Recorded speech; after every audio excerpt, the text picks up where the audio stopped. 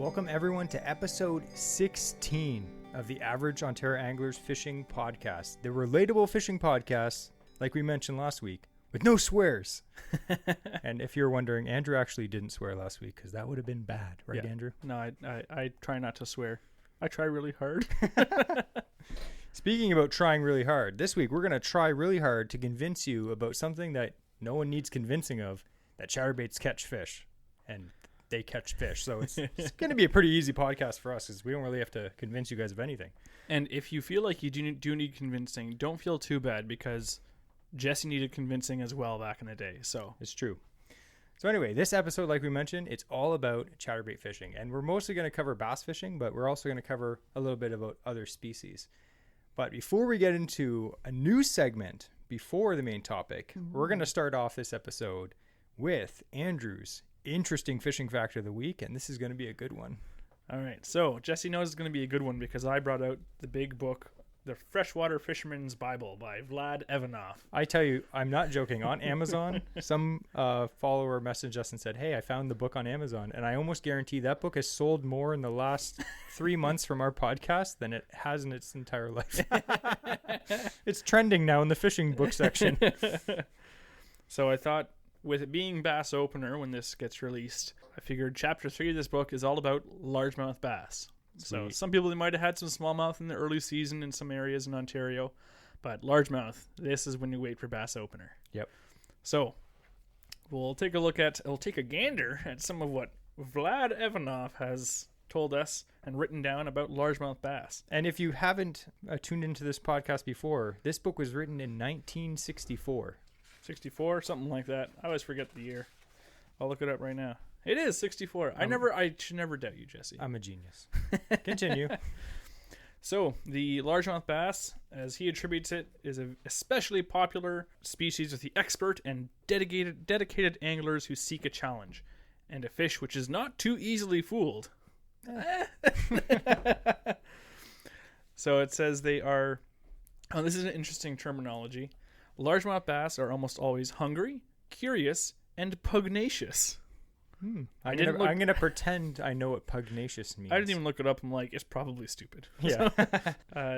Largemouth, it says, are largemouthed black bass, as he calls them. Yep. Oh. So they will fill their stomachs to capacity with large fish, frogs, mice, small birds, snakes, and young muskrats, and still hit a lure or bait.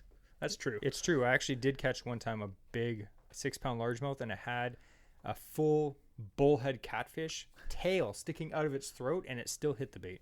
And we could feel its stomach. The catfish was at least 8 or 9 inches long. I've caught someone spitting up some pretty interesting stuff. Yeah. So some other names for the largemouth bass.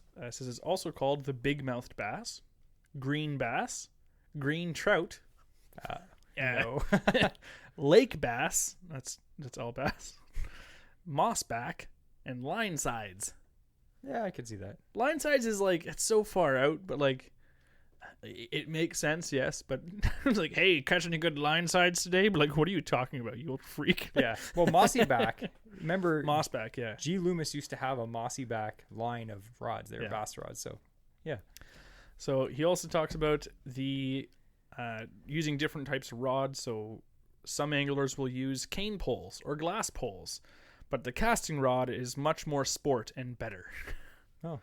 Now, I agree with that. He claimed, I thought this was false at first, because again, this is 64.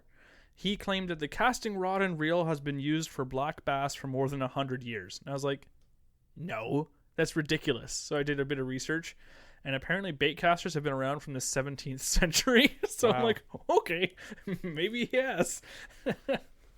How dare you? Doubt Vlad. I'm sorry, Vlad. His preferred action, if in the southern states where the bass get very large, is a medium action bait casting rod from 5 to 6 feet long and a good level winding bait cast reel.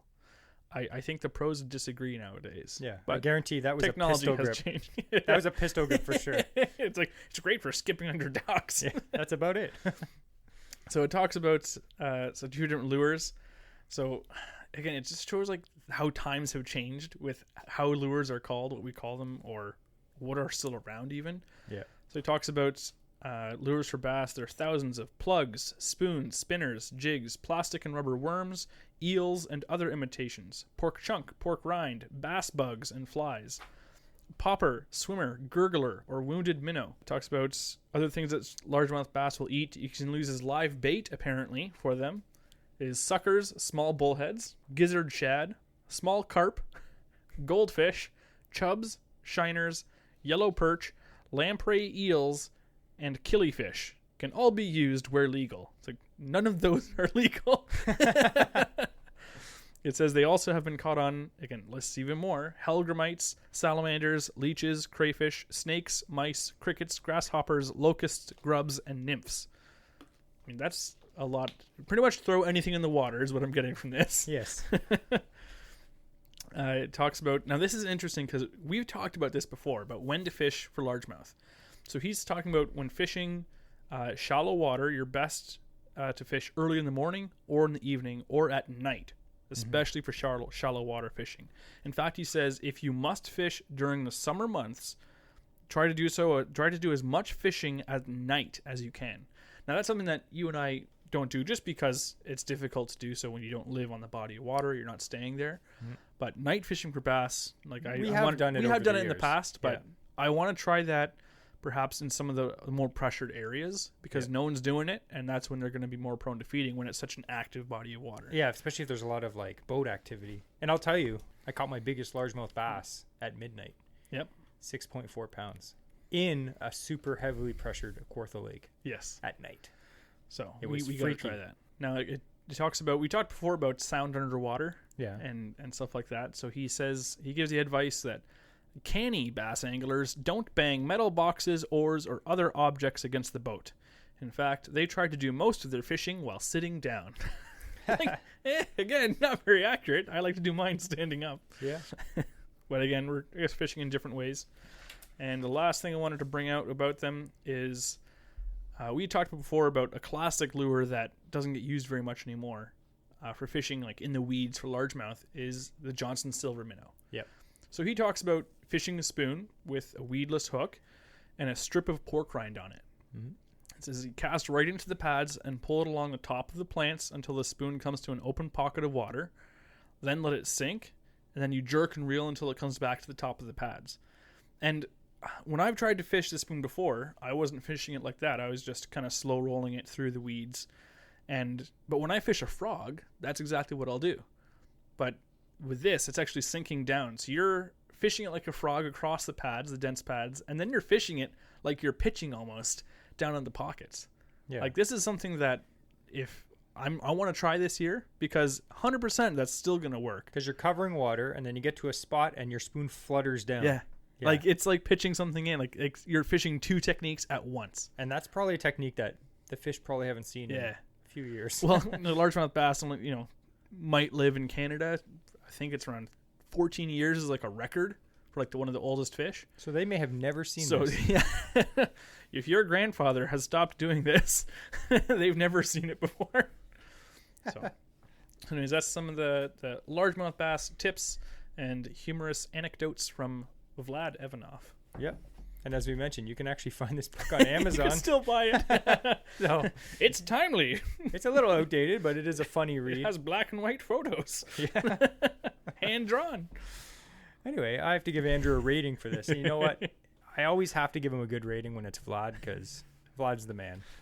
I mean, he's dead for sure, but he's the man. I'm going to give you not a number rating. I'm going to give you a letter rating this time. I'm going to give you a B+.5. Almost that doesn't exist, but okay. Almost an A-. You know what? I'll give you an A- because you had to go all the way to Value Village to get that book. Yep. So actually now, after Andrew's interesting fishing fact, before we get into the main topic, we have a new segment, which I thought we could do sporadically throughout the season for different things. It's going to be called Triple T. This is Andrew's first time hearing this, and he thinks it's so dumb. And I'm sure the audience agrees with me. Triple T, techniques to try. I couldn't think of anything better. If you have anything... Don't use the shortened version of it. Just call it what it is. Triple T.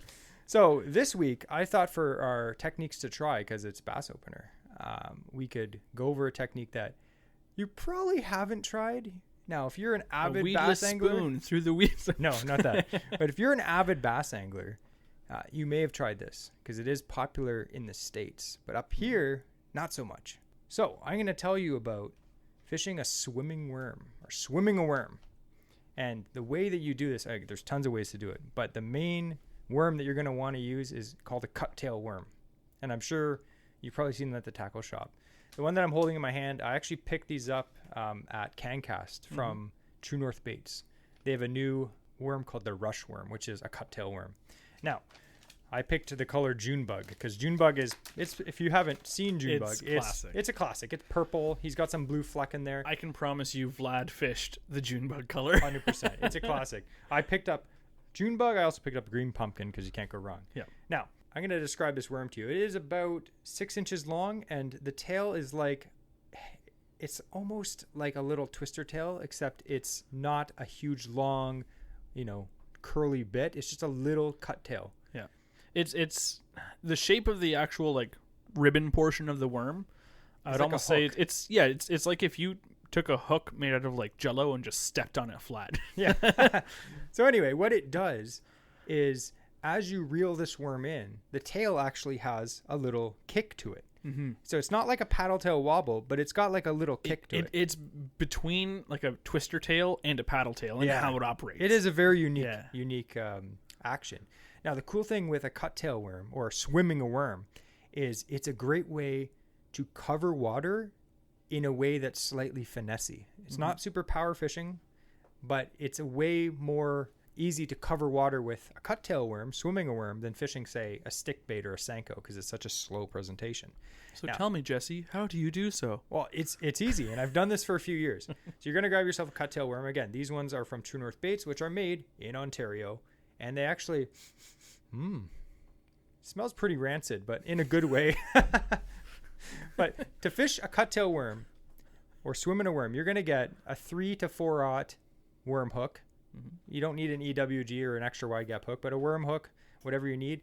And then you're going to go with a small weight, nothing too big. You're going to go with an 1/8, maybe a 1/4 at the most. And you're just going to thread that on. And I like to peg mine so that the sinker doesn't slide up and down the line. Now, the cool thing about this is it's very, very, very weedless. You can chuck this anywhere.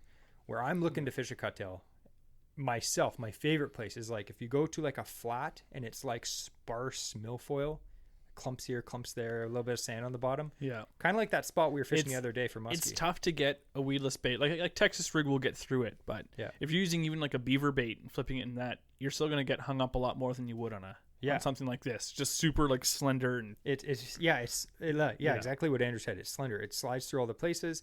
And the cool thing is you just chuck that thing out, you let it sink a little bit, and then you just slowly reel it in. It's a steady retrieve. And then once you get to a juicy looking spot, let it sink to the bottom, hop it around on the bottom, let it, jiggle down, do all of its goodness with that, that delicious smell. And then if there's nothing there, you just start reeling it in. And the tail itself gives the bait such a unique action as it's flicking and fluttering as you reel it into the boat. When it gets back to the boat, you cast it out again.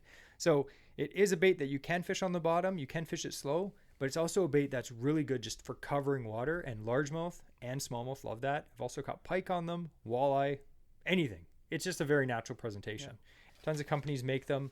We're supporting our local sponsors here. Our previous sponsor, True North Baits. He's got some really great colors. That's a good technique too for ones who maybe don't have, again, a lot of our listeners don't have bass boats. We don't have a bass boat, but a lot of people don't have multiple rods out either on their boat. So that's something that's good. Yeah, it's a more of a finesse size weight that you're going to use with it, but you could also just start flipping with it as well. You can flip that worm. So it's a good option to have, something that you can cover water and also pick pockets apart with. So you don't have to have, you can have a rigged rod and it's now serving dual purpose. Exactly. And like our swim jig episode a few weeks ago, it's one of those baits you can just tie on and just fish it through. Like Andrew said, you can cast it, retrieve it, you get to a hole, flip it in there, you get to a dock, skip it underneath. It's just like a bait that you can do anything. Yeah. And I feel like a lot of you probably have never tried swimming a worm. 100% try. Yeah. Super cool technique. I just threw those on the ground. So anyway, now we're going to get into our main topic. Oh, by the way, if you don't like the name Triple T, send me a message and tell me some other name. But for now, I actually like... Pity the fool who doesn't like Triple T. So now we're going to get into our main topic about chatterbait fishing. And this is an episode me and Andrew have actually really been looking forward to because, like, I'm not even joking. We could speak for probably 3 hours on chatterbaits. It's funny because when we were talking about, when we first were starting the podcast, what topics, one of the first ones that Jesse and I both, like, had on our list that we both, like, made a list of what we said, okay, let's show this to each other, what we want to do. Both of us had, right, one of the first ones was chatterbaits. We can do a full episode on chatterbaits. So this has been a long time coming. So we could probably do part 1, part 2, and part 7 on chatterbaits, but... So, Andrew, describe, if you don't know, maybe you've never fished a chatterbait. And we're using the name chatterbait. That's a brand name. They're actually called bladed jigs. Yes. But because that's dumb, we're just going to call them chatterbaits, okay? Chatterbait was the original one. Yes. Which is just like we call stick baits Senkos primarily. Just like how you call tissues Kleenex. It's the brand name that everyone refers to. Yes. They are bladed jigs. If you don't know what a chatterbait is, it's a lot like a slobber knocker. No. We're going to get into that. So picture, we talked about swim jigs. So if you've been paying attention with us on our last episode, it's a jig with a skirt, and then to turn into a chatterbait, what you have, that's a spinnerbait. Why is that out? Just to confuse you. To turn it into a chatterbait, what you do is on original chatterbaits, they actually attach a metal blade to the actual eye of the jig, and then you have a small snap that your line now attaches to the blade. So that has, what it does, it allows that blade to move side to side, rattling against the head, causing lots of vibration, lots of movement. Lots of noise. And if you've never fished one of these and you cast it out and you're used to, fishing crankbaits or fishing, whatever, you'd feel vibration from a crankbait. You cast this thing out, you're like, dear God. That's why the premium chatterbait is called the jackhammer. Yeah. Because that's what it feels like in your hands if you've ever used a jackhammer. It's just like, grrr, like it's very, very noisy and lots of vibration. And that's one of the reasons they're effective, but we're going to get into that. So basically, a bladed jig is a jig with a blade on it. Yep. That's as simple as it is. And they flat out smash fish. I've had a few people say, you know what? I don't know why chatterbaits are popular. I don't catch fish on chatterbaits. I don't want to sound rude, but you're doing something wrong because I've literally taken people out that have never fished, put a chatterbait on the rod and been like, just cast it out and reel it in. And they've had great days, and it requires no skill. Yeah. Very little skill. But anyway, so that's what a chatterbait is. And even my dad can use it. Yeah. I have a story about that later. But actually, my wife caught one of her biggest pike, and she doesn't really fish that much on a chatterbait. No problem. So that is a chatterbait. And if you're an avid angler, as most of you are, you're probably like, yeah, I got a bunch of them. So we're going to try to give you some juice on some of the tips and techniques that we've picked up over the years. So what species does it catch? Only largemouth bass. No. So I think a lot of people think, oh, chatterbait, that's a largemouth bass lure. Yeah. And it is 100%. But what else does it catch? Well, like, look at this. Right now I'm holding in my hands. This is a TNA Angry Dragon musky chatterbait. And this is the small one. This is this is like a 2.25 ounce chatterbait or bladed jig. And they get much bigger than this. So the size of the chatterbait doesn't really matter. Like, what's the smallest chatterbait you have? I have actually like the micro. There's the mini chatterbaits, which they go down to, I think, 1/8 of an ounce. Yeah. And then I have, they go down to 3/8. No, that's 1/4 ounce. That's the one. Okay. Fractions. 3/16 or 1/4 ounce, I think, is the mini, the mini max chatterbait, which is awesome size for smallmouth bass. But I even have the micro chatterbaits, which are 1/8 of an ounce. And there's no skirt on it, just like a tiny little jig head, like a finesse jig head, and a tiny little, like, 1/2 inch size blade. So literally as small as like a peanut? Oh, as small as a not peanut in shell, a peanut or an almond. Let's say an almond. Okay. It's the size of an almond. I catch sunfish on these things all the time. Yeah. Like small perch, like this is the dink machine. Like that's So they get as small as that and they get as big as musky size chatterbaits or bladed jigs. Mm-hmm. So obviously, with such a wide range of sizes, they catch all kinds of fish. Like Andrew said, sunfish. Andrew actually caught the biggest muskie of last year on the muskie. On this one, exactly. That's why I brought that one. I've caught some of my biggest largemouth bass on chatterbaits. Yeah. Northern pike love chatterbaits. 100%. They love them. And how many have you lost to muskie as well? Just the regular like bass-sized ones. Well, bass fishing for bass, obviously. I've lost several to muskie right underneath the boat. Yep. They love them, especially even the small bass ones they love. Yeah. And we've also caught Walleye. I've caught one of my biggest walleye on a chatterbait, actually, on a bladed jig. Yeah. Actually, I caught one of my biggest walleye on a Weapons of Bass Destruction bladed jig, but we're going to get more into some of the different brands. So really, to summarize that up, any fish will hit them. They're not just a bass lure. Yeah. I know some guys would be like, you're fishing a chatterbait for pike. And they're like, oh, you're fishing for bass? It's like, no, pike love them too. So just don't think that they're just a bass lure. The day that Jesse got introduced, that I introduced Jesse to the magical world of chatterbaits. It is truly we magical. were pike fishing in early spring, and I just started casting out. I had a white chatterbait. I still have that exact one. So I think it's a 1/2 ounce white chatterbait. I'm just casting the thing out, and I'm just catching pike after pike. Like it was like hot morning, and it was outperforming the jerk baits, everything. And Jesse, for a long time, you thought it was like kind of gimmicky, which it started out. Yeah, every lure is gimmicky when they come up with it, because it's something different. Yeah. That's a gimmick. But they 100% work. And they used to be gimmicky. Now they're a staple. Yeah. Like every professional bass fisherman on the market, regardless of what brand of baits they're sponsored by, probably owns a chatterbait. Yeah. And now not just chatterbait makes the bladed jig. Like they had a big insurgence of popularity with the chatterbait, and now all these brands are making them. And for good reason, because they work. And they all work. And a lot of guys will be like, oh, the actual chatterbait's the best, or I like this one better, or jackhammers are too expensive.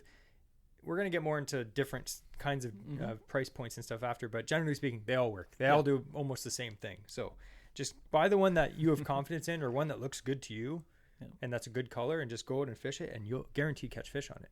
Well, not guaranteed, but you'll catch. If that's all you had tied onto your rod and you cast it all year long, you're not going to get skunked. Yeah. So they come in all different kinds of sizes, and they catch all different sizes of fish. Now, colors. I always like doing the color part, because you're going to ask me the color, and I'm going to say the same thing. Green pumpkin.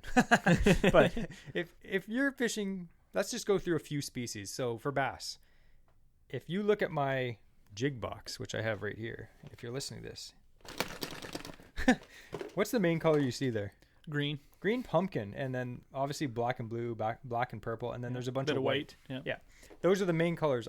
Something dark, something natural, something bright. Yes. That's all you need. Dark, natural, bright. Bright for me is white and chartreuse, white. You're saying with the swim to episode, sometimes something with a little bit of contrast, like white with some black. Yep. Just a few strands, I've got one of my mini max that I really like is a red and black mini max. So, and it does well for smallmouth as well. And again, for me, smallmouth, I really like white. Yes. Yeah. But if smallmouth I could only have pike. one color of chatterbait for any fish, it would be green pumpkin. Yeah. It's just such a natural color. It imitates anything. If I could have one color, I'm biased in saying this, I would say white, because that was my first one, and it's still the one I tie on the most is a nice white chatterbait. And white is one of those colors, like white and black are one of those colors, just because of the contrast. They work almost all the time. There's not a bad time to tie on like a black or a white. It's like, oh, it's dark outside, tie in a black. Oh, it's bright outside, tie in a black. Like it works so good, right? That's why it's a classic color. When it comes down to chatterbaits, when I'm buying chatterbaits, I'm probably going to first look at green pumpkin. Then I'm going to get something white, usually if we're fishing for pike or smallmouth.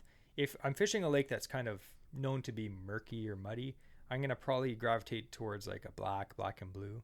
And then if the water is clear and it's pressured water, I don't know if it makes a difference, but I do like some like bluegill kind of patterns. Or like a perch pattern. Yeah. So like primarily green, but with some like a little bit of bright color. Like orange or blue or perch or bluegilly colors. And those, I know some people are like, it doesn't make a difference. I think it does sometimes myself. Yeah. Sometimes having something that matches the hatch exactly, especially on pressured water, like we're saying, like some people, they're like, oh, I live in Northern Ontario. The fish aren't as pressured, but like if you live where we live, one of the highest populated cities in the world, lots of people fish the lakes that we do. So these fish, they're not smart, but I think they kind of recognize some colors after a while, after they've been pinned a few times. So anyway, colors it's not crazy. Keep it basic. That's all you need. Like I said, dark, bright, natural. Yep. And for muskie, you can't go wrong with black and orange. Yeah. I've had so many muskie guys tell me that. I'm like, what color should I get? They're like, black and orange. It's like they don't even think about it. Okay. And it worked for Andrew last year. Actually, funny story about that fish. We were fishing on one of the Kawartha lakes, and it was late September. Yeah. And we were going up for muskie, and we're just starting to get like, it's probably the second year that we've actually really gone hardcore into actually muskie fishing. Targeted muskie specifically. Yeah. That's it. And we were fishing, and right away in the morning, I caught one. Yeah, I caught one on a You bored my suic and caught a muskie because I'd never caught one on a suic. And I'm like, yeah, you can use it. I don't have confidence in it. Nails a muskie. Yeah. Well, I had to tune it for him first. Yeah. But then I caught a fish on it. Then he wanted it back. So I was just trying different baits. And that day, it was one of those crazy days. We raised 9 to 10 fish. Yeah. And we saw like 12. We each caught one. Yeah. And then we were going down this little back bay area. And I was in the front of the boat, and I was looking straight down, and I already caught a fish. And since I'm a nice guy, I see this big muskie just sitting down towards the bottom, and I was like, "Oh, Andrew, muskie!" What I should have said was, "Look over there," and then started jigging myself to catch it. But I said to Andrew, "Look, muskie," and he was just like frantically looking for a lure to put on. I had a couple rods with me, and I had a topwater. And this muskie just sitting like down at the bottom, like clearly that's not going to work. So the only thing that I had, and I think I had to put it on quick. I think I had a fast hatch. I didn't even have it on. I had 2 topwaters on. So I quickly grabbed what was sitting closest to me, which was the Angry Dragon. Which is mine. Yeah, which is his. He let me borrow it. So I was borrowing his. Well, I didn't let him. He just took it. Oh, come on. So he had never caught anything on this. And so I was using it because I wanted to try it out. And so I put it on. It's like I flip out. And it's like, I think it's back there. It took me a while. It was now 10 feet behind the boat before I had my line in the water. Yeah. And I could see him just like dragging it right across his face. And it gives a nice little jerk. And he just like nails it. Yeah. Oh. Just see him take it. That was stuffed awesome. That thing in the net. It was a good fish too. Yep. So that just goes to show you that chatterbaits or bladed jigs, they work for many different species of fish. So now that you've bought your chatterbait, you don't just fish a chatterbait without a trailer. It's kind of, you can. But I'd always recommend to put a trailer on it. Just gives it a little bit more action, a little bit more bulk, sometimes a little bit of scent. What's your favorite trailer? If you could only have one trailer for chatterbaits for bass, we're talking bass because it's bass opener this weekend. I would say a fluke, just like that. So this is a razor, razor shads from Z-Man. These are designed to go on a chatterbait. Yeah, but it's a little fluke, segmented fluke, and I'll put that on the back of a chatterbait. And I like it because as a chatterbait is vibrating through the water, it's imparting the action to the trailer. So it starts really like whipping back and forth. I'll even use a Senko, but I think I like these just because they give a nice bit more bulk to it as well. Yeah. It's a good morsel of food. So for me, I would have to say a fluke is one of my favorite things to put on the back of a chatterbait because I love having that strong vibration in the front, and then it just goes back into this like whippy tail on the trailer itself. And I've watched a lot of videos of pros talking about what trailers they specifically like on their chatterbaits, and a lot of them that get really picky, and I mean money's on the line for them, so they get really picky, and they're like, you don't want something that has a lot of action, because the chatterbait, like Andrew said, with the blade whipping back and forth, it's moving the head, so that blade's clacking against the head's moving back and forth, so that body and the hook is moving. So if you have a bait like Andrew said, like the Z-Man razor shad or just like a fluke with a thin tail, that thing's just whipping around back there. Now, if you had a big paddle tail or something that's trying to swim this way, it can kind of like counteract the natural action of the chatterbait. Because the cool thing about a good chatterbait is it does hunt. Yes. And hunting means if you're reeling it in, it'll be going straight, then all of a sudden it shoots off to the side. It's like the blade just like hesitates and then gets pulled off to the side, and then it'll like click back to the center and then click off to the side. It's essentially an imperfect hitch point. So with a crankbait, it's a fixed blade that you're pulling against. It's not moving. As soon as it moves, and they make crankbaits now that have a loose lip for that hunting action. So as it's coming across, there's always minor differences with whatever it's going through the water with as to how it's going to push against its blade, and all of a sudden has a slightly different angle, and it's going to cause a slightly different vibration this way, and then slightly different this way. It's never exactly the same. It's random. Because it's all freely moving. Yeah. So, it gives it that hunting action. And that hunting random action triggers strikes. Yeah. Sometimes bass will just smash anything that you throw at them. Sometimes they'll follow it, and then you'll need to trigger the bite. And that hunting action where it'll just be when it shoots off to the side, they just think it's a minnow swimming along, and all of a sudden, it noticed I'm here, and it shoots off to the side to swim away, and the bass is like, nope, Yep. dead, So No, that's conjecture. We're trying to speak for the bass, and the bass isn't here to defend itself. We don't know exactly if that's what it's thinking. Lawyers in court.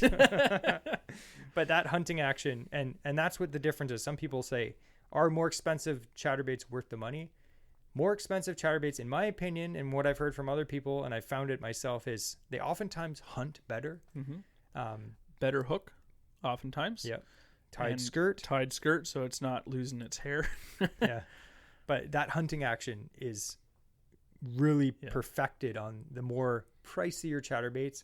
You can still catch fish on a budget chatterbait 100%, but you may get slightly better action out of a better one. When someone hasn't tried a chatterbait, I look, go to your local tackle shop, get the original chatterbait. It still is like what, $7 and something cents, $6.99. Yeah. So for $7, you can get a chatterbait that works. It 100% works. That's the first one that I got, and I still have it, is the original chatterbait. I have a bunch of originals. I love it. It works really good. It's still got a good hook. You can resharpen it. It's fine. And when you put a Z-Man trailer on it, you just a little dab of super glue, and that trailer stays on forever. Yeah. And I still have the same trailer on. It's its second year running now. Third year running now on that one trailer. And if a pike bites you off, you're out $7, not $20. Yeah. So anyway, that's the reason we're going to go back to trailers. Why sometimes a trailer with less action, what seems like less. I've had people say, "Oh, I don't like the razor shads. They don't have any action." They do. Reel the chatterbait past you while you're fishing.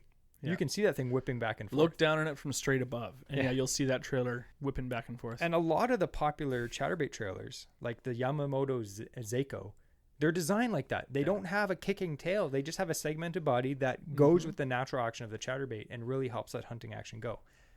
On the other side, and I agree with Andrew 100% on that, I fished with a guy, not Andrew, and his favorite trailer, and I cannot convince him otherwise, is a rage craw, or like a craw. And to me, it has too much floppy action in the back. He slams on them. So it's got a lot of lift. Yeah. It has to do with confidence, but it's different. It's situational too, like Andrew said. Yeah. You have a double craw, and my favorite double craw is the Z-Man Helicraws. For me, because again, we can super glue it on and it lasts a long time. Yeah. This thing will last multiple the claw days. Doesn't rip off after like a sunfish pecks at it. And it's basically like a double terrestrial. It flaps in the back like that, and it does produce a lot of lift. So again, if you want to fish deeper, use something with a thin tail. If you want to fish, say you're fishing shallower or above weeds, something with more lift will help keep the chatterbait up, because chatterbaits do have quite a bit of lift themselves because of the blade. So that's another trailer style that's very popular. And especially, I do like a craw trailer for pike. A big white chatterbait with a big white craw on the back just flapping around. It doesn't look like anything natural, but pike don't seem to mind. And I'd say probably one of the most popular trailers is just a paddle tail. Yeah, I do use them from time to time. And again, I'm kind of picky. I like paddle tails that don't have a crazy amount of kick, if that makes sense. I like the ones that have a thinner tail section, so the tail is pretty much just whipping around, but the body's kind of staying still. And one of my favorites that's very similar to that is Limestone Lures Rib Kicker. That's done well for me. I stocked up at CanCast this year. I got a bunch of his colors. Jeff makes them, and it's just like a perfect size, 3.5 inch. Floppy little tail in the back. And the thing is too, so you have, again, with trailers, if you have one that is slender, you have the chatterbait is not as at a disadvantage, isn't really the right word, but it is performing as intended with lots of vibration. If you, for some, again, they have the stealth chatterbait. It has a softer vibration. They have the big blade, which is even more vibration, or the tungsten head of the jackhammer has more vibration. So there are times when you want a bit less or a bit more. So you can use your trailer to your advantage. If you're noticing that, if you get the feeling maybe this is a bit too aggressive for a day like this, whenever you're fishing, maybe put on a trailer that has like a craw, like a paddle tail, that can actually pull out a bit of that vibration from the actual chatterbait itself, and might be the deal that day. Yeah, exactly. And there's tons of options. So like you can really, pinpoint the right one for whatever conditions. You can experiment, because really, if the fish are biting, you could probably put anything on there. You could put a gummy worm on the back of a chatterbait and still catch fish. People have done it. Yeah. So definitely paddle tail, 100%. And again, our favorite is one of our previous sponsors, Jeff from Limestone Lures. Check him out. Another trailer that I really fell in love with as soon as it came out. again, Z-Man. We're big Z-Man fans. I like it because I buy one pack and then Yeah. it's just never there. The Z-Man goat. Yep. And if you're not familiar with the goat, it's technically classified as a creature bait. It's Yeah. basically just a grub with two little kicking legs on the back. So that exactly right there is the trailer that is on my original Chatterbait. And that was the first trailer I put on. And I replaced it, but the one that's on it right now currently is a white Z-Man goat, and it's all torn up and it's kind of green color now. Yeah. And the cool thing with Z-Man, like we said, they stretch. Yeah. Like I'm using a 3.5 inch bait. I'm stretching it. How long would you say that? 1.5 foot. At least. And they last a long time. But and the big thing with Z-Man too, which is why we love them, is when you're fishing chatterbaits, and I've had it so many times with my micro ones especially. I for a long time didn't have. Well, Z-Man recently came out with the micro line, which is I love. Yeah. Because it's perfect for my micro chatterbaits. But I would have to use I can't remember the name brand of these, like these small like micro baits and like crappie baits, sorry. And what happened is I'd reel it in, and I'm going for sunfish with these micro chatterbaits, and they come up and pick it off, and no, there goes your whiptail, or there goes your little paddle tail, and they can try on Z-Man, and it doesn't matter. You can pick at this thing over and over, and like it's not coming off. it's a rare day when a bass can and a sunfish can nip off a leg. And the only thing that pretty much will is a pike coming along and just happens to like get that, twist its head, and actually take it off full. Because most of the time they'll put a slit in it and that's it. Yeah, 2 or 3 years ago I went pike fishing, and I was using white chatterbaits with this exact white 3.5 inch goat Z-Man trailer, and I went through three days of fishing on the same trailer, and there were cuts in it, but it held together. And then I mostly just took it off because it got all gross and dirty. Yeah. It still was working. Yep. Yeah, but yeah, for sure. And there's tons of brands, like basically anything with kicking feet, fantastic. Yeah, but we're big fans of the Z-Man stuff. And again, we like to support our local bait makers as much as we can, but we like to buy all kinds of random stuff. You should see our tackle boxes and tackle rooms. So much stuff. Tackle rooms. I have a tackle room at my house. Yeah, I have a tackle hovel. Yeah. And some other baits that I have had success on chatterbaits. Again, sometimes it doesn't matter what you throw on a chatterbait. Yep. Hey, you're out of trailers? I'm sure you got a Mr. Twister in your box, okay? The double Mr. Twister, just a classic. This is the 4-inch double tail. I think that's a classic. Yeah. And the double tail works good on so many things, but that on the back of a chatterbait, I've done good on. Yep. No problem. And then even if the single ones too. My favorite one is the 5-inch Berkeley Power Grub. It's great. It just has a little flickering, snake-like action behind the chatterbait. It's a little more subtle, and it works good. The old bungee worms too. I'll cut a bit of the head off just so it's a bit shorter. You get this long bungee tail off. I wish they still made those. The Berkeley bungee baits. I've got some. I picked them up at CanCast and found some in some old tackle box that I acquired. So I've got an assortment of some older plastics which I kind of hold and pull out from time to time. If you're old enough to know what the Berkeley bungee baits are, how's your back feeling today? So anyway, we kind of covered a little bit of chatterbaits and some of the ones that we like. We covered colors, sizes, trailers. Now we're going to cover when to use them. I'm not even going to say all the time, but basically all the time. But when do you, Andrew, like say we're going on the lake, and I know oftentimes when we start fishing, we rig up our rods before launching the boat. And oftentimes I know Andrew has a chatterbait tied on already. And oftentimes I have a chatterbait combo in like already, like a specific combo for chatterbait. So like, when do you chuck a chatterbait for bass? We're talking bass this week. Yeah. So for bass,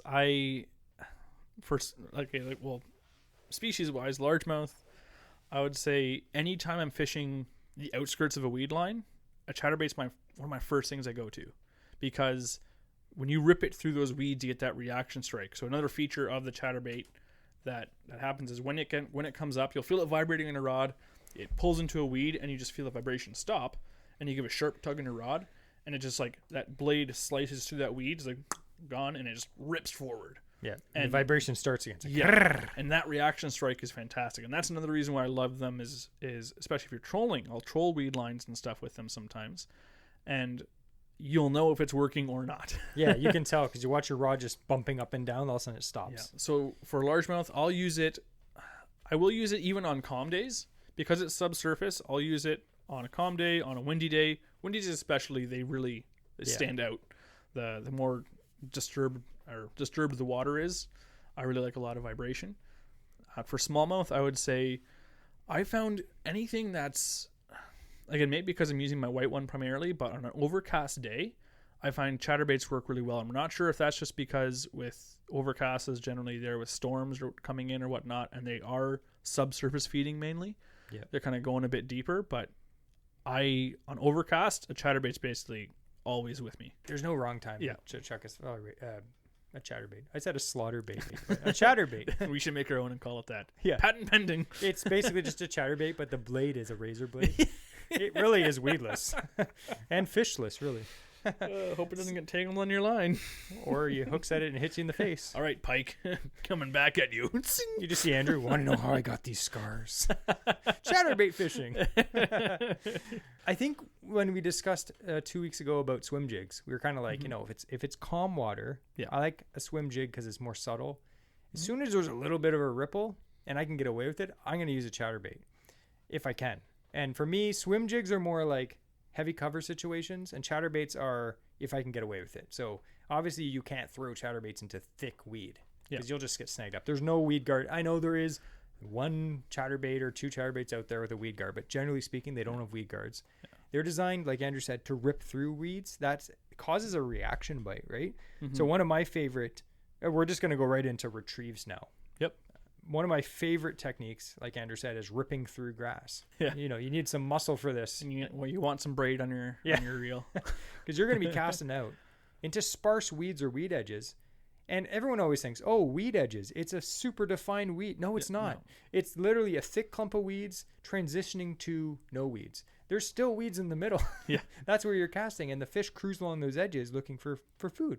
So as you're reeling in your chatterbait, it's going to get stuck on a piece of milfoil or a piece of coontail or a piece of cabbage, whatever weed is there. And as you feel, like Andrew said, the great thing about chatterbait is you can feel when it's fouled up because that blade is like, and then it just stops. Yep. And you're just reeling it in and your rod kind of starts loading up. Yep. Generally speaking, even if a weed slides down your line, if there's like weeds floating on the surface, as soon as it gets to your bait, you'll feel it. Same thing. You just jerk it, it'll start vibrating again. It cuts it off. And then sometimes you'll rip it and then it still won't work, and you rip it again, and then it rips through. Yeah. So you can really tell when it rips through. And the cool thing is, and this has happened to me many, many times, when you rip it through, sometimes you'll just set the hook right into a fish. Yeah. Because there's probably a fish following your chatterbait, and then your chatterbait gets stuck on the weed, and the bass is like, okay, because that's not really weird. Yeah. They see sunfish or bait fish swimming around and hiding in weeds, and then all of a sudden, it just darts forward. And the bass is like, oh, it's trying to get away, and it swims up and hits it. Big mistake. Yeah. So sometimes you'll be ripping it, and then there'll just be a fish on it. It's kind of like ripping hair for walleye, like ripping jigs. You're ripping through weeds, and you're causing a reaction bite. And that is an amazing technique, and it works for everything. Yep. Walleye, muskie, pike, bass. Works really good for bass. Another technique, and this is one that maybe not a lot of people have thought of, is bouncing the bottom. Now, bouncing the bottom, you do need, it's preferred to have a specific kind of chatterbait. Yeah. They have the football heads. Yeah. So the chatterbait hook on it. The Freedom chatterbait is this. It's called the CFL. Yeah. And it has an actual metal football head. Yeah. And they come in heavy weights. So they're actually designed to like bounce along the bottom. And I picked up a few. Actually, I lost one to a muskie a few years ago, but I actually picked up another one, and they sink like a rock. Yeah. Chatterbaits have a lot of lift, so this actually has a slightly smaller blade. Fishing like flats and stuff like that, and especially like a sand flat or a mud flat, and it's just like rummaging through the bottom and just vibrating the whole time doing it. It's just screwing along the bottom, and I really think it just imitates like a crawfish, just or a catfish, like just rooting around, or anything really. But it's the Freedom Tackle CFL, and they're a little more expensive. I think they're like $14-15, but we've done really well on them. And for that, I like to put on actually a crawl trailer because I feel like I'm going to fish it like a craw. And the cool thing is it doesn't have to be a steady retrieve. You can reel it and just feel it clicking down there, like with the blade, and then just kill it and let it sit on the bottom, and then just jerk your rod hard, and the thing will just pop off the bottom, just like a crayfish. You know, when a crayfish is trying to escape, it pops off the bottom. Yeah. Plus, you have the vibration of the blade whipping back and forth, and that again, it's a reaction strike. Yeah. That's a really cool technique. And the last technique I'm going to tell you, it's a little bit of a secret. Andrew, don't listen. Ever try pitching a chatterbait around docks or wood? Forget it's a chatterbait. Pretend it's a jig with added vibration. And I will say the Z-Man Cross Eyes is one of the weed guards. Yes. One with metal the weed guard. And I really like that one because that is the one I use around timber. Yes. So it's designed for that. Yeah. So it's got a weed guard, but it's a timber guard. Yes. And it works good. Yeah. But pitching regular chatterbaits without a weed guard around docks, so say there's like a deep dock or a deep laydown or just like holes in the weeds, pitch a chatterbait in there. And as it sinks, it's not going to vibrate as it sinks, but it's going to fall down. The trailer's going to give it action. But then when you jerk that thing up, it's like up and then it falls down again. It is something that bass have never seen. Yeah. Maybe they have around you, but like it's something that no one does. Yeah. Well, think of a regular like flipping jig. A lot of them have these little like rattles, right? Yep. It's like, oh, it rattles. Like, really, like how much is it going to rattle? If you pull it forward, it has like all the weight goes to the back of the rattle. And it sinks, it goes to the front of the rattle. Yeah. It's not rattling a lot. Yeah, unless you're hopping it on the bottom. Yeah. So now all of a sudden you have a chatterbait, and when you rip that, 100% you'll feel it on your rod. Like you said, it's like a small aircraft starting out, like yeah. So it's just one of those techniques that I've seen guys do, like that I fished with, and I was blown away by the results. And they were just like, buddy, no one does this. And I'm like, now I was with Jesse and I'm like, hey, you know what I'm gonna do? I'm gonna start flipping a chatterbait. I thought of it. He's like, that's a thing. I'm like, oh. You guys are like, no one does this. I'm like, well, now over 1,000 AOA listeners will. I'm in trouble. So, and again, there's tons of different techniques. Those are just the ones that we're gonna talk about today. Now we're gonna kind of go through gear. We're gonna keep this. We're gonna do 2 segments. Basic and bougie. So if basically what rod is the rod we always talk about, we talked about it 3 weeks in a row now, and Andrew's going to say it now. A medium heavy 7-foot bait caster. Yeah. And I like to add 7 to 7.3. Yeah. 7 is a bit short. Some people like it. 7.3 is good. I like anything in that range. Usually when I'm buying a rod, most of the medium heavies I have are either 7.1, 7.2, or 7.3. It's weird. They're all like that. But And some guys will be like, oh, 7.1's too short. I like a 7.2. You'll never feel an inch on the end of the rod. Seriously. Yeah. Basically, what we're talking about is a medium heavy rod. Mm-hmm. And we're talking fast action. We don't want no extra fast action. A fast action rod is a nice flex to it. What do you like, 30, 40 pound braid? Yeah. So generally I will use 30 pound braid. If I'm casting on the same rod that I flip with, I'll have 50, 60 pound braid on. Yep. But yeah, primarily I like to fish 30 pound braid for kind of all around on a bait caster. Exactly. And that combo, like we discussed in many podcasts, is a combo that can chuck almost anything. Mm-hmm. And I think if you watch, a lot of, tournaments, or you're into the whole, Bassmaster and stuff, you may think, oh, I need a specific chatterbait rod to catch fish. That is not true. You can use any rod to chuck a chatterbait. Mm-hmm. You will probably hook and land more fish on a specific chatterbait rod. I don't care what anyone says. Mm-hmm. Specific rods are designed to do a specific thing better. That's like having different golf clubs and being like, you can putt with a driver. Like, you can technically, yeah. But it doesn't work as good Tin Cup as something that is specifically designed to do a specific task. So, like Andrew said, if you're using a 7-foot medium heavy with 30 pound braid, there is a pretty big flaw in that combo for chatterbaits. Mm-hmm. Is it doesn't have enough bend, in my opinion. Yeah, not enough flex. Across that combo. Your elasticity is low because you're fishing braid, stiff rod.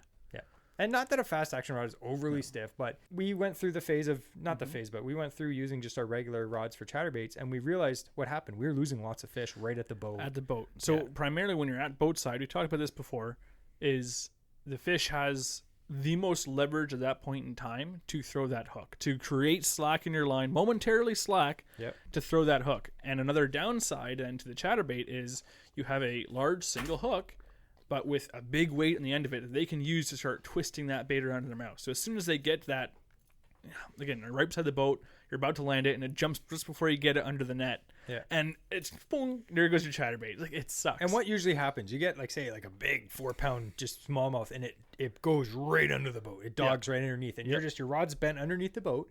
And as long as your rod is bent, you're fine. You're fine. But what happens? Usually they swim up fast and jump. And as soon as your rod straightens, because the line went slack, that thing's shaking its head and it uses that leverage, and that bait just flies out. Chatterbaits are probably one of the worst baits that a fish can throw. Yep. Because like jigs have a weed guard that kind of hold the hook in, but chatterbaits don't. Yeah. Unless you're using one that does, but Still, most of the time you're not. So say you're getting a little more serious and you say you want to get an extra rod. Say you fish chatterbaits all the time and you're like, you know what? That's what happened to me. I was like, I love chatterbait fishing. Yep. I want to get a specific rod because I always have one tied on. I'm just going to get a specific rod for chatterbaits. There's a few different options. You can either go with a glass rod, a composite rod, or a graphite rod. And I'm going to put graphite rod into 2 sections. So let's start with that. So like we said, a stiff graphite rod with braid, not the best. Yeah. One easy way to switch that quick is to do what? Is to add a monofilament leader, and then you have some stretch. Yeah. Or run full mono, or what most people do, run full fluoro. Fluoro mono have a lot of stretch. Yeah.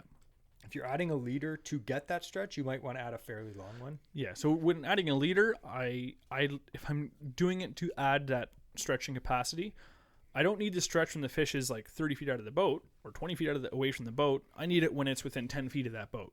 So if I have at minimum a 10-foot leader, then I know that it'll stretch to 13. I have 3 feet of elasticity on that 10-foot leader to be able to get that fish landed. Give me a bit more wiggle room when I'm fighting it boat side. Because that's the rest of your line. Doesn't matter what's on your spool. It's what's actually off of your spool fighting the fish. So Exactly. you don't need it to be 40 feet long and now you got to, take off a whole bunch of braid. Just, throw on like 15 feet is generally what I'll do. That gives you that extra elasticity close to the boat side. Exactly. And you need that. Yeah. And I know some people be like, oh, you don't need that at all. That's fine. If you're catching every fish on braid and a stiff rod, you must be some kind of a genius, but good for you. So you can either add stretch to a stiff combo, or if you still want to use braid, use a stretchy rod. Yeah. So I have had tons of chatterbait rods, and I'm going to tell you quickly what I like. So, and then I'll tell you kind of a budget option you could do.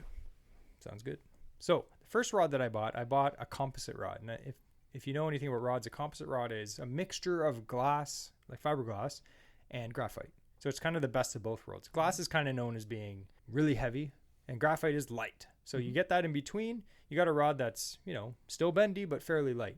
And in my opinion, that's probably one of the best rods if you're going to get into it, because they're fairly light. They cast well. They're still versatile. Yeah, and they're not super bungee like a glass rod. So you can even chuck spinner baits on it, crankbaits, topwaters, stuff like anything with treble hooks. Really good. Chatterbaits, great. So a 7.2 medium heavy glass rod or composite rod, perfect. Used that for a few years. I had the Daiwa Tatula glass rod. I think it was like $150-$160. Still have it. Great rod. The next rod I bought an evergreen glass chatterbait rod. Now, a lot of pros that are, known for fishing chatterbaits use glass rods. And a glass rod is fiberglass. They are thick, they're heavy, but there's something magical about them. They bend almost down to the handle. One. You hook a fish on a chatterbait, as long as you keep the line tight, that fish isn't getting off. And it's a lot easier to keep the line tight because that thing just bent over the whole time. It's a shock absorber the whole time. Any surge, any jump, that line is going to be tight into the chatterbait. Again, it's a heavier rod. Some guys are like, you know what? That rod is so heavy. And to give you an example of the weight difference. Heavy as in literal weight. Yeah. So like a regular graphite rod, you're looking at probably like high 3 ounce to 4 ounce range. A glass rod that's similar is 6.5, 7 ounces. So like it's a fair bit heavier. Yeah. Some people don't care. They're like, that's fine. I love glass. Some people are like, I cannot stand the extra weight. So it's really, you got to try it. And then the third rod that I bought was graphite rod that is built like a fiberglass rod. So I bought the St. Croix Victory. It's called the Rip and Chatter rod. It's a 7.2 heavy. It's not really heavy. It feels like a medium heavy. And it is a graphite rod. It's a heavy, but it loads. It's a slow action. Or not slow. It's a moderate action. So the rod bends like in half. But the difference is between that and a glass rod is it's super light. It's like 3.6 or 3.7 ounces. The same rod in glass is like 2 ounces more. So that rod, again, I have a bunch of rods that do the exact same thing. I like to experiment. But that rod is a gem. Yeah. You can cast chatterbaits all day long. And the cool thing about glass and graphite rods that are slower is you don't really feel the bite, which sounds weird. So as you're reeling in a chatterbait, I'm bad for this. As soon as I feel like anything different, I'll just set the hook. So if I'm using a graphite rod with braid and I feel that blade just, and all of a sudden it stops, that usually means that a fish has come up behind it. And what happens with bass is they create a vacuum. And sometimes that blade it'll stop as it's getting sucked back. And I'll think I have a fish on, and I just swing on it, and I pull it right out of the fish's mouth before it closes his mouth. So the cool thing about using some rod that has less feel, like a glass rod, is you can't feel that. It's dull the senses. They're not sensitive. They're just, it dulls the sense. You're not gonna be like, I won't feel it. Like, you'll feel the weight of a fish. You'll know when you have a fish still. So you won't feel the fish grab it, but you'll just be reeling in. It's the coolest thing ever. And then all of a sudden your rod will just start loading. And then you just reel into it. And since chatterbait has an exposed hook that's razor sharp, that hook just goes right into its. You don't even have to set the hook. You just reel into the fish, and then boom, it's hooked. You apply pressure. That's a lot of pressure it's on that. Much like crankbait fishing. And Brett Height, who is one of the most successful chatterbait fishing pros out there, he uses a glass rod, and he says to treat chatterbaits like a crankbait. Cast them out, reel them in, let the rod load. Don't even set the hook. Just pull back and reel fast, and you'll get the fish in. So again, gear, it sounds super convoluted, and definitely I got all bougie there, but you already have a rod that can cast chatterbaits. If you and that's what I was going to say. If you have a rod that you like to use for crankbaits, and generally if it's something with any cast and retrieve bait, you don't need to have that sensitivity. When a fish hits, you're going to know it's you have a fish. You don't need to feel like a bite on slack line with, like you're drop shotting or something like that. So because, like Jesse said, you fish like a crankbait, you're casting, retrieving. You pretty much always have, unless you are, flipping it yourself, most of the time when you're fishing it, your cast retrieve, you always have full contact with your line tight. One of the things, cheap budget rods I was going to mention, is the ugly stick is something that it's not high end, it's not fancy. It's the ugly stick that we all have heard of for years. They're great chatterbait It's the number one selling rod because it's dirt cheap. And they are, you get the original ones, and like the classic, and it's a glass rod. That's why they bend so much, is because it's fiberglass. So it's a cheap option if you wanted to get one that you wanted to cast for chatterbaits or for crankbaits. Use it for all your cast retrieve stuff. That's a really good budget option for you if you don't want to go into the high end. And honestly, even the Ugly Stick Elite, the one with the cork handle, I actually really like that rod. I wouldn't even be that mad if I had to use that for chatterbaits because they were great. You don't, again, I wouldn't use it for drop shot. You can spend a lot of money on a chatterbait rod, but it's one of those rods that you don't have to. Yes. Kind of like a frog rod. Put your money into rods that are more about sensitivity. All right. So, and for reel wise, we're mostly talking about bait casting equipment. You can use a regular, 6 to 7 foot medium heavy spinning rod with, whatever line you like. But for bait casting rods, I prefer a slower gear ratio. I like a 6:1 or 6:3 to 1. I used to use faster reels, but I found that I retrieve too fast. So I like to use a slower reel. You can slow down, just Jesse has a hard time slowing down. You can. I'd say a good overall gear ratio in general is just 7 to 1. I like a slower reel for chatterbaits. But anyway, that's chatterbaits. We're going to go very quickly through some of our favorite chatterbaits that we've used. I know Andrew has the one up the front that he's going to talk about. Yes. So this is the big blade, which, as its name implies, has a bigger blade. Here's my other one. Comes in a slightly, you can get it in heavier sizes, but I think you can still get it down to, I think it's a 1/4 ounce or 3/8. I think is the latest one for these. I'm not sure. This is a half, and that's a 5/8. So these are really nice, and the bigger blade gives a lot of lift, but it really thumps. And this is one of my favorite largemouth bass and pike baits to use. And they're great for muskie too. The other one that we recommend, like Andrew said, this is the original chatterbait, and again, it has a big 5/0 hook, good colors. You can get different blade colors, like gold, silver. There's some painted ones, I think. And again, the main good thing about this one is it's nothing fancy. There's no good hook keeper. The hook is okay, but it's $6 or $7, and they catch fish. You don't have to worry about that either. One of my favorite chatterbaits is actually, where is it? Right here. How can you tell it's his favorite? Well, there's no paint left on the head, and the blade's all chotched up. So a few years ago, I bought a bunch of weapons of bass destruction bladed jigs. And they're a bit of a smaller profile. They're really good for smallmouth. I was actually fishing a buddy tournament on Rice. Was it Rice Lake or Buckhorn? One of the lakes anyway, one of the Kawartha lakes. And our team came in first, and I caught 3 of the 5 winning fish. And I was using this exact bladed jig all day, the green pumpkin. Actually, my buddy is a spinnerbait guy. He was fishing spinnerbait, and I was fishing bladed jigs. And he literally, he was like, oh, I think chatterbaits are stupid. By literally the second hour, I already had a few fish in the live well. He bored one of these for me and put it on. So they work really good. And again, it's a local company, Weapons of Bass Destruction. He has a bunch of really, really good colors. Like, check out this color. Oh, that's just the classic black, all black. This is a cool color. It's Weapons of Bass Destruction. It's black with a black head with a black blade. Woo! Okay, and then Do you have a mini max in there? no, I don't. I forgot to bring mine. You see, so And one of the most popular chatterbaits out there, and you get a lot of questions about these, is the jackhammer.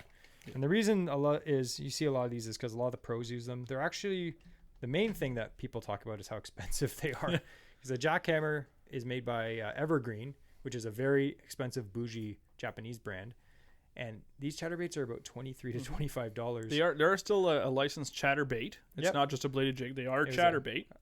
So you have the original chatterbait, which is $7, and then you have the jackhammer, which is $26. No, it's 23. 23. I thought. So it depends where you buy them, but anyway, I always see it for like $25.99. I'm like, yeah, I'll just get the regular, please. Yeah. So here's my main chatterbait that I mostly always have tied on. It's a green pumpkin 3/8 chatterbait with a razor shad on it, with a painted green pumpkin blade. And again, it's an expensive chatterbait, and I did not want to ever spend $23 on a chatterbait. But then some people would be like, "Oh, you spend $23, you don't need to spend that much on a chatterbait." Well, some guys spend $35 on jerkbaits. Some people have, $90,000 trucks. Yeah. Spending $23 on a chatterbait isn't the worst case in the world. If you're thinking that and saying, "Wow, you're insane, I'd never spend that much," that's fine. Buy the cheap one. It doesn't matter. They'll still catch fish. The jackhammers do work better. I don't think they work that much better that they're worth the extremely high price. For the ratio of how it works to how much it costs doesn't stay the same. Yeah. But for the average angler, it's probably not worth it. Yeah. If you're a bit of a bougie guy and you want to try some cool baits, 100% I'd recommend. Or if you really if you have some other chatterbaits, you like them and you want to try it and see the difference. Yeah. And the thing that I've been trying to do lately is buy less, better baits. So people will be like, "Oh, you spent $23 on a chatterbait," but then they'll go to the fishing store and just fill their cart with random junk they'll never use and spend $100. I'm like, well, I save money because I bought one thing for $20 that I'm going to use all the time, and you bought a bunch of junk that's going to sit in your box. Yeah. So be smart. Again, the main take home from that is, I don't really think the jackhammer for most people is worth the money, but it is a really good bait. But there are tons of different brands that make chatterbaits. Andrew was telling the Berkeley Slobber Knocker. Yeah. I still want to try that one if it's a slightly different way the blade connects to the jig head. Some of them, they have a split ring, like even this one here, just the River Pirate from Blind Rage Baits. That's the one. Yeah. So it's attached with a split ring, so it doesn't actually hit the head when it vibrates. It doesn't actually make contact with the jig head. Yeah. In that design. So there are some slight differences, but it's still a bladed jig. They all primarily work the same. It's true. So find one that's in your price point or in your budget. Pick a color that you have confidence in, tie it on, and catch fish. So that's what we're going to cover today for chatterbaits. There's so much you could cover for chatterbaits, but that's kind of what we've kind of learned and picked up over the years, and bought different things and tried different techniques. And it's one of our favorite techniques for a reason, because it flat out catches fish. Yeah. And if you're one of those guys that's like, I can't catch fish on chatterbaits, I highly recommend you try again. When the conditions are good, tie on a chatterbait and just keep it in your hand all day. Well, cast it out and reel it in. Yeah. But keep that rod in your hand all day and keep trying, and you will catch fish on them. And if you want to try and build confidence in something, don't wait until the time where nothing else works. And like, well, I guess I'll try this. And see, it doesn't work. Nothing else worked. So try it in a day. Let's say what Jesse and I like to do is when the fish are hitting anything, we like to build confidence in other baits. So if you're having a good day, throw on a chatterbait and see, maybe it'll improve above that. True. All right, we're gonna go to our next quick segment, which we're going to add to this, even though we're going a little overtime. I'm sure you guys won't mind. So we're actually going to do a quick AOA review. Ooh. So we've been getting tons of fantastic reviews from you guys from the podcast, and some of them I'm like, you know what? That's such a good review. I want to read it. So I asked the guy if I could read it, and he was like, 100%. So I got this message the other day on our Instagram. If you want to send us a message. That's like a page and a half. It's long.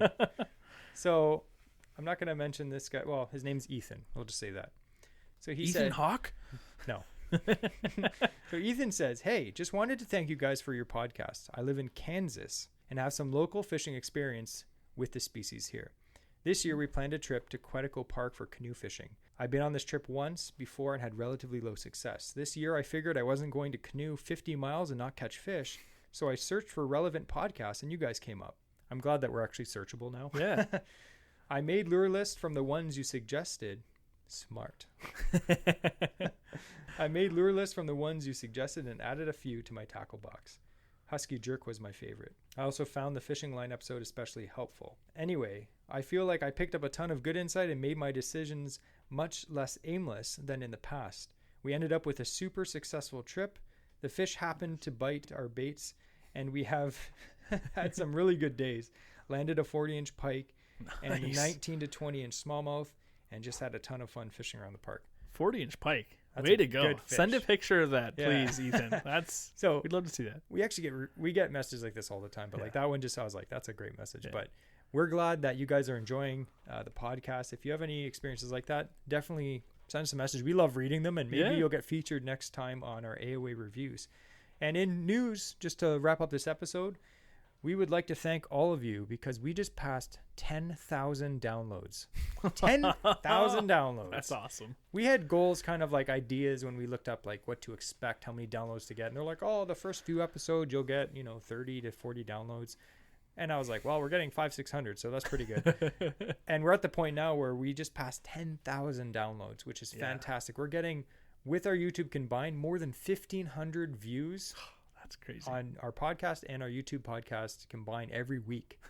Every week. That's amazing. So it makes us happy that all this hard work that we're putting into this podcast and the editing and all the expense, it's reaching people. People are enjoying it. Yes, we're getting good being reviews. Appreciated. And it just makes us, makes us want to keep going. So if at this point, if you haven't given us a review on whatever platform you're watching this on, please give us a review. Give us a thumbs up. It means a lot to us. If you haven't subscribed, do that too. Yeah. And we'd just like to mention, we have set up a Patreon. A few people have already, donated some money towards helping us with the expenses. If that's something that you'd be interested in, definitely check out the show notes below and it'll take you to that link. So anyway, that's all for today. We did go a little bit over time, about 10 minutes. That's okay. I'm sure you guys won't call the police on us or anything. Whoop, whoop.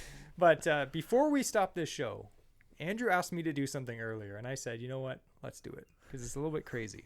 But, if you're smart, you'll stop the podcast right now. We were fishing the other day, and we were fishing with my nephew who's 10. Now, we don't have kids ourselves, but we do fish a lot with, kids that we're related to, obviously. We spend time with children. Yeah. Taking kids fishing. We enjoy doing it. I've got a nephew as well. Yeah. So the fishing was a bit slow at the time, so we're trying to keep, my little nephew, entertained. So Andrew started doing his Star Wars impressions. Now, I'm not a huge, I don't know what this guy's name is. Was it Watto? Watto. So remember on Star Wars Episode 1? Now you're probably like, this is a fishing podcast. What the heck? But this is how to keep kids entertained when you're fishing. So learn Andrew's impression of Watto. Well, it all started when we were talking. I forget what we mentioned. He wanted to do something, and I was like, "No, you won't." Oh yeah, because we saw a jet ski, and if you've watched our podcast a few weeks ago, we talked about how much we hate jet skis and personal watercrafts or whatever they're called. So he's like, "I want a jet ski," and Andrew said, "No, you don't." And I was like, I instantly knew it was from Star Wars, and then he did this.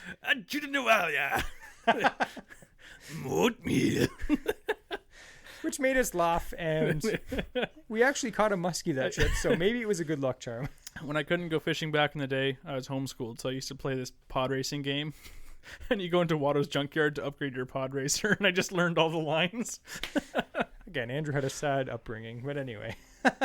We'd like to thank everyone for listening to this episode. This is episode 16 of the Average Ontario Anglers podcast. Again, please leave us a review and write us a cool review to make us laugh, and we might feature you on the next AOA review. So thanks again, and we'll see you next week.